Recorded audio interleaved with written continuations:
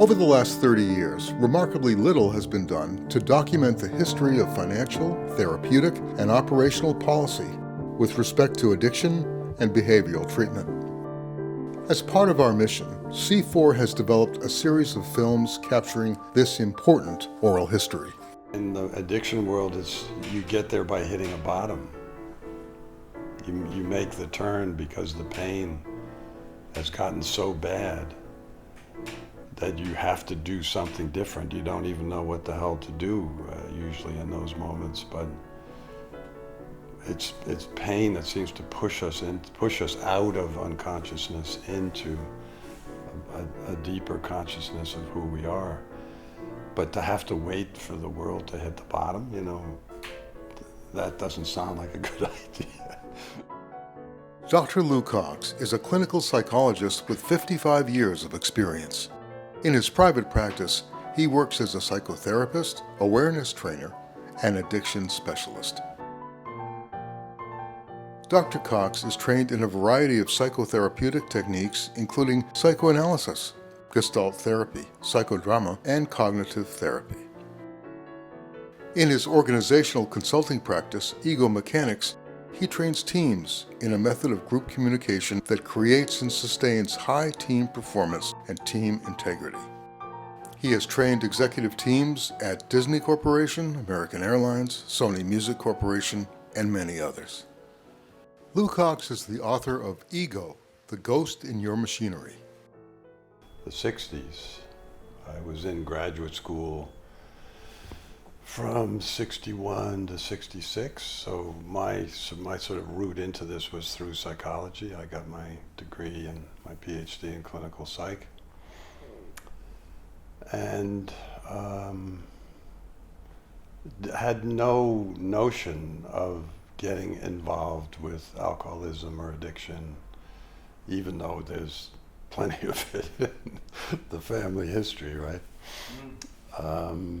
So I was just going to be a clinical psychologist doing psychotherapy. I got some training after graduate school in certain kind of psychotherapy.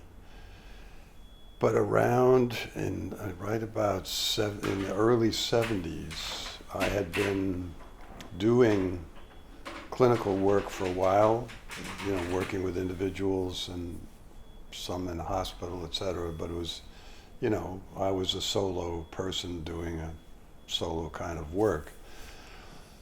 And I kind of realized, wow, I don't really know what it's like to be out there in the world, really, because I came out of a very narrow background, very sort of the worst of Irish Catholicism and suburbia, and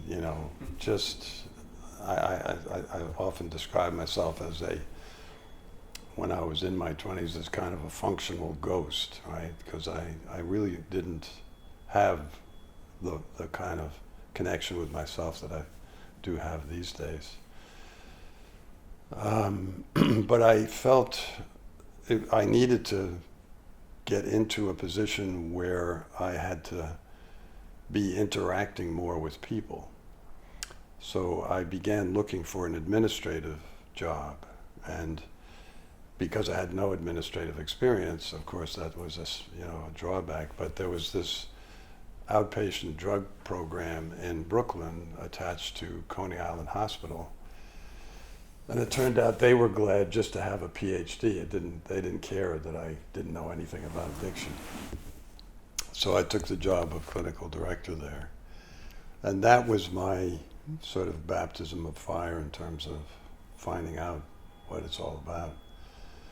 Fortunately, there was a guy who sponsored an AA meeting in the building that the outpatient program was in. And we got to be really good buddies and remain good buddies to this day. And he was sort of my mentor around what is the 12-step program, what is AA, what is addiction. I learned a lot through him, and then a lot through just working in that program. And then I went from there to running a detox program in a Brooklyn hospital. And then I went from there to running the Smithers rehab that was once upon a time up here on the east side. And it was that immersion that gave me at least some sense of what addiction is about. It's not like I went into recovery and discovered the truth of it from, the inside out, so to speak.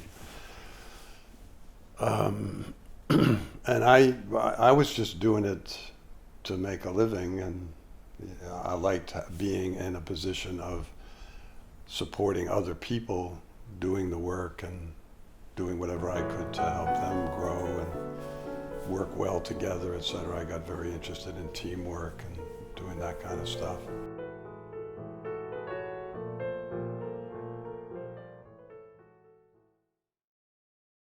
I'll tell you, it wasn't until I think I was still working at Smithers, but I was also in private practice, and I was connected with a couple of other people, and we sort of put a small group practice together with alcoholism treatment. And we went and pitched Karen Foundation for referrals. So I went down and met with, I forget who it was then. But he said, look, what we do is we will come and look and sort of sit in on something you do to get a sense of how you work. We would like you to do something that we do so that you get a sense of what we're about. And it so happened that what was available was Sharon Wegscheider's, what did she call it? It'll come to me in a minute. But she had put together this 5-day intensive program where she used psychodrama and role play and group work and as a way of opening up people to their emotional history and to their history as kids and sort of work through some of what they were carrying. And that actually was, to me, I sort of didn't understand it at the time, but that was a sign of a big change in the alcoholism world. Because what she brought into the world of alcoholism was family systems work. She understood from her own recovery and from her own family system.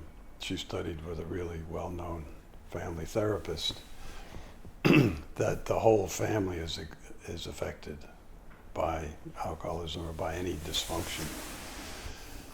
So her deal was really not addiction treatment, but working with the folks who are affected by it, including recovering folks too, to now work through some of the emotional wounds that come from that kind of a history. And Was that in the 90s?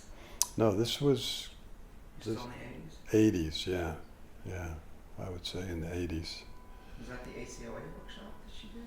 Yeah, it's called the family reconstruction workshop is what she called it. Yeah. It was in the 90s when I did it, though. Yeah, and that's the one that then evolved. A lot of other places put together 5-day programs, ACOA programs. I went to Karen, Yeah, for the breakthrough one. Yeah, right. Yeah, it's powerful, really Very powerful. powerful. Yeah. And that was what it was for me, because I didn't know what I was getting into. I was just going to do this because it was part of, a kind of referral deal. And I get there, and we're having our first large group meeting, and Sharon gets up, and I'm judging her right out of the room because of her looks, and like this is going to be a fiasco of some sort.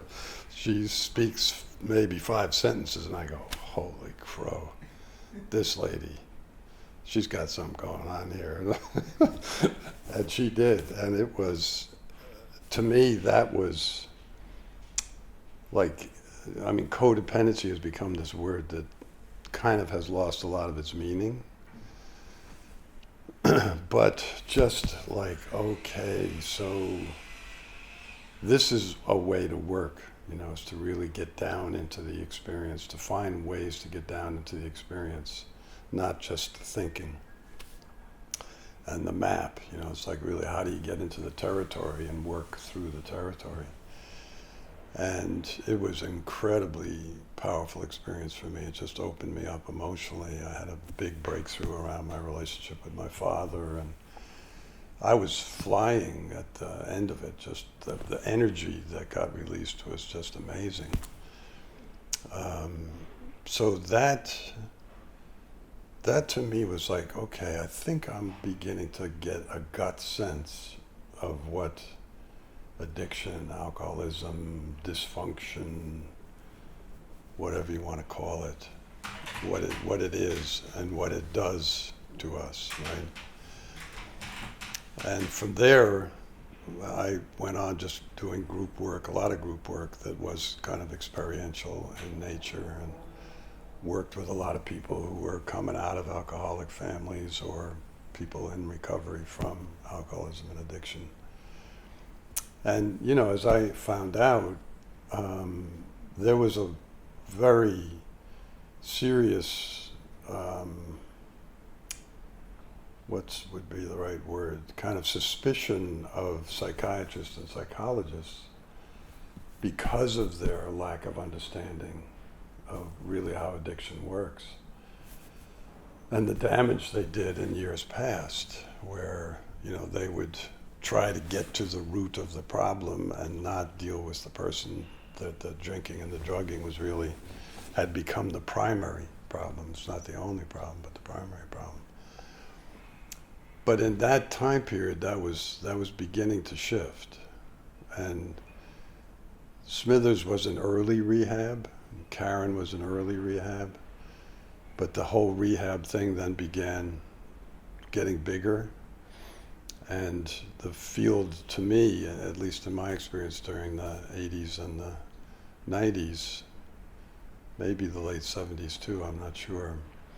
But one of the things I've always loved about the field is it became really inclusive and pulled from nutrition, from psychiatry, from psychology, from family systems work, from addiction knowledge, from, you know, and then from brain, neurological stuff, and psychiatry didn't do that, psychology didn't do that, and social work didn't do that.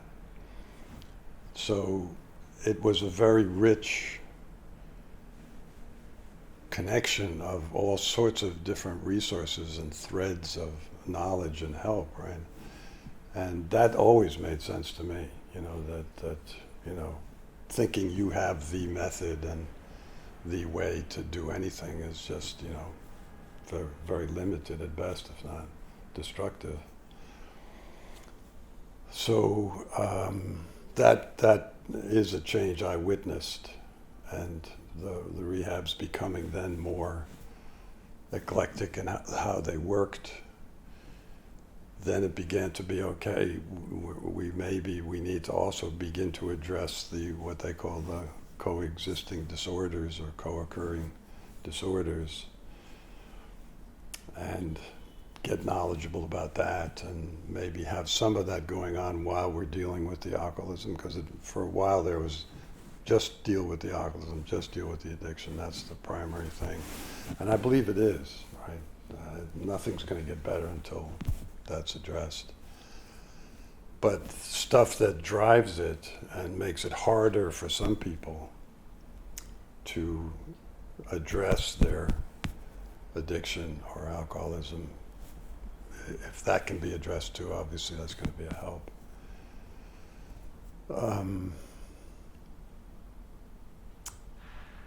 To me too, I may not be so linear about this, but Okay. I've also always felt, and I did get into doing interventions for quite a while too, and that was kind of an amazing piece of my learning process. Actually, it's sort of a funny story, because this was in the 80s. For some reason, I had people in the entertainment world, a few people in my practice, right? So the word was sort of out there to some degree, and there was an agent who I had worked with, and he knew the manager of Aerosmith. And and the manager was having a terrible time with the two lead guys. They were really serious into addictions, and I'm not saying anything they haven't written about, and so it's I'm not breaking confidentiality here. So I met with the manager, Tim Collins, his name was, and got that what needed to happen was an intervention on these two guys. And I had never done an intervention before. I didn't tell him that, so I was a little dishonest in that regard. But I'd gotten the book, and I had been reading it, and I had done so much group work that it made complete sense to me. It was like it's a really very beautiful format in terms of its simplicity and power, right? So that was the first time I did an intervention. It worked. Both those guys went into treatment. Eventually, I stayed with them for probably 7 or 8 years working around the teamwork stuff post, people going into recovery. And then, bands became a big piece of my practice over the years. I must have worked with about 30 different bands. But again, I sort of understood the, like there's the term in alcoholism, denial, which covers so much territory.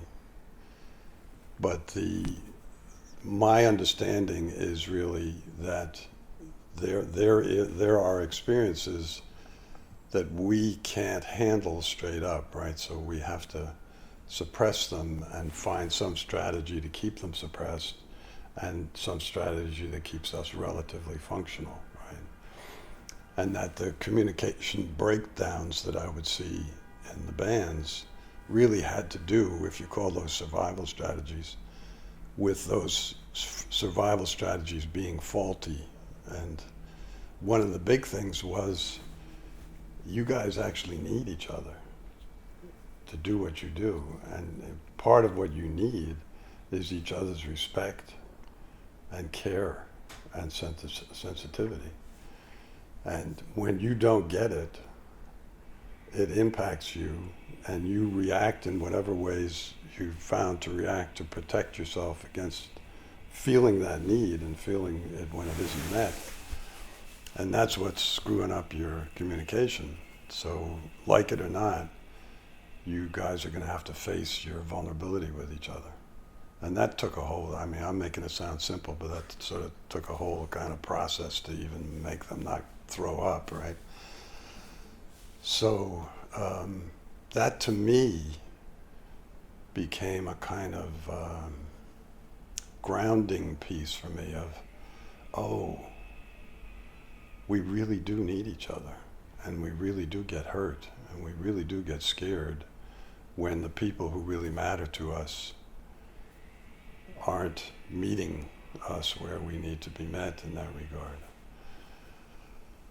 And that was my own work then, is really because I had grown up, as I think many of us do, like trying to manage that need by really not feeling it, right? And that just gets you into one kind of trouble or another. And I think in a certain sense I've always thought of addiction as not just the good feeling the high gives you, but the bad feelings that it takes you away from and helps you stay away from. And that's what makes it compulsory or compulsive, right? Driven. At the end of every trip, whatever, you end back with those bad feelings adhering to your soul anyway. Yeah, and then it gets worse. But the endless sort of, I don't know what else to do, or the endless hope that, it'll work the next time and I won't get damaged. We're going to get a little noise from the radiator. Yeah.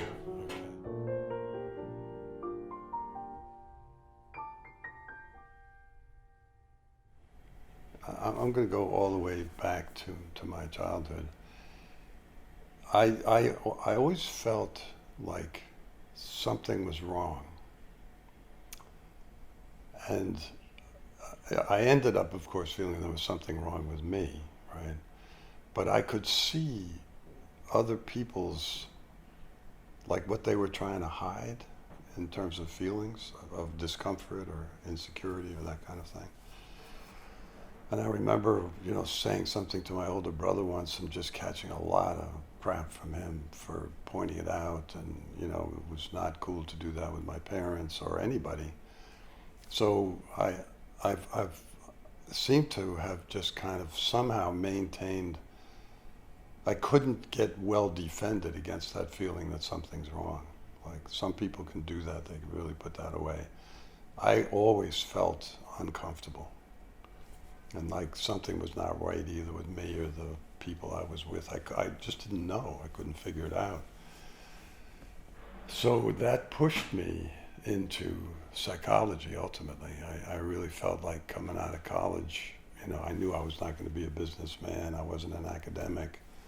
I have this kind of weird interest in people and what makes them tick, so let me try psychology. And I did, and thank God I did, because really that feeling that something's wrong with me or something's wrong has pushed me into kind of finding out, well, what is right? What's the thing that's wrong, and is that the problem, or is there something else, etc. And that, in all the years, and it's been, it's really been about 55 years of work, that's always what I've tuned into, is this sense that the person is carrying that sense that there's something wrong with them. And that to discover that that's a learned thing, that you're not born with that sense, and that it isn't a kind of inherent core, sort of flaw or something. It is a learned thing, and it is all about, in one way or another, being shamed about yourself as you come up. That the sort of the discovery of my own shame that I was carrying, getting a name for it, beginning to understand that that's the feeling, and then seeing it in everybody I worked with, and seeing it in, I just see it in everybody, that everybody's been dosed in one way or another, and everybody's trying to work with that in one way or another. And the need to be unaware of it is really the biggest problem. When you finally are able to, what I've found for myself, when I was finally able to really, I remember the moment like owning, I hate myself. I really hate myself. And there was nothing I could do about that in the moment. Up until that point, it was kind of like trying to get away, get out of it, undo it, blah, blah, blah, blah, blah. And then there was just this moment of like, holy cow. Bam. That's it, right? And and I didn't feel devastated. It was kind of a shock. It was kind of a relief, like, oh, so I didn't really know all this at the time. Like, I don't have to fight this anymore. I've lost the battle. I hate myself, so okay, if I hate myself, that's my problem. At the moment, I don't know what to do about it, but then it became something I could look at. I stopped running from it, right? And that was just an amazing turning point, because then it was really about, okay, I've got this in me, but again, it's a learned thing. I wasn't born hating myself, right? So that was a whole process of conditioning and learning. So now it's about finding ways to step out of the grip of that. And I think that is the core problem. I'll be a little grandiose about this, for humanity.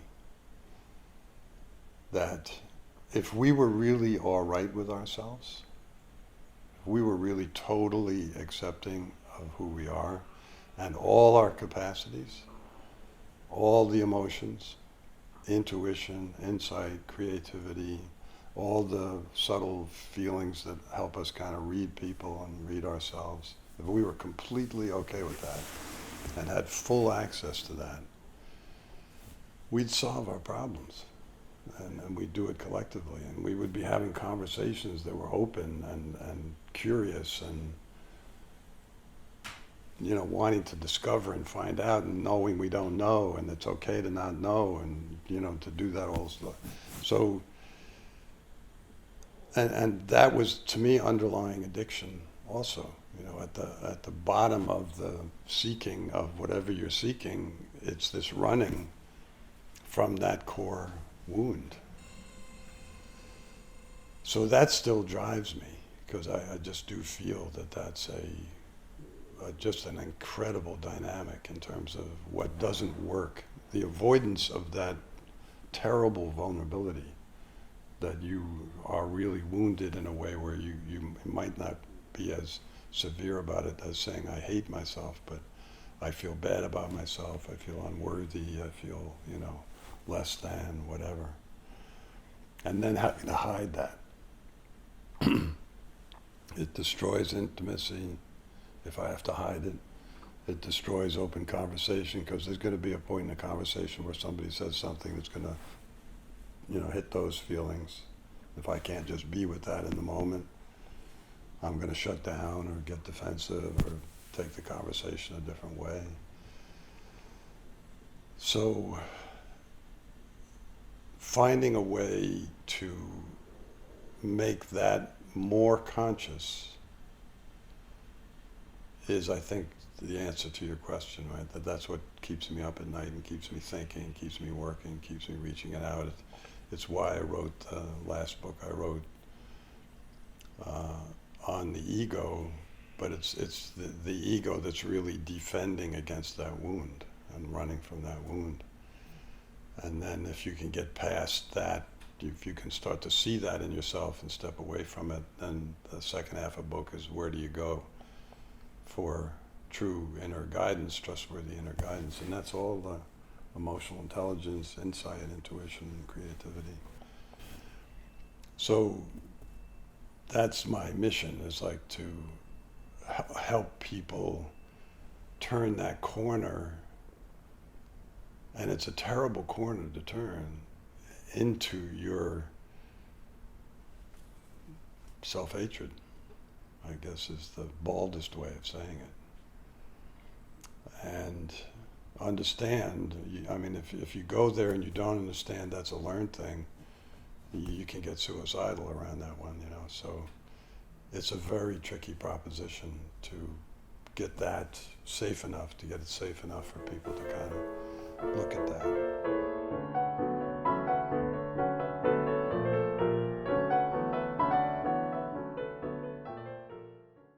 Do you think that the current opioid epidemic, which is the crisis at the moment, Yeah.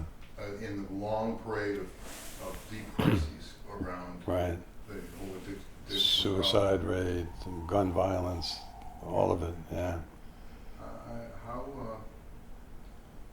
How can this be a tool for police and for other people who are supposed to keep our society safe, but also not at the expense of just locking everybody up into a warehouse prison, Right. where there's no hope for anybody.